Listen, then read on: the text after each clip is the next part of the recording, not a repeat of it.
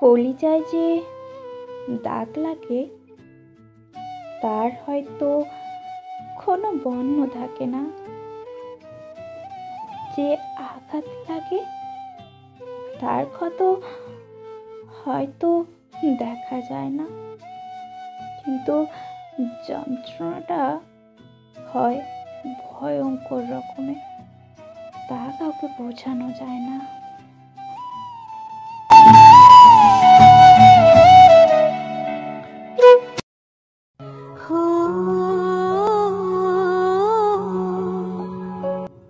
শত্রুরাও তেমন একটা ক্ষতি করতে পারেনি, যতটা করেছে যাদের কাছের ভেবেছিলাম।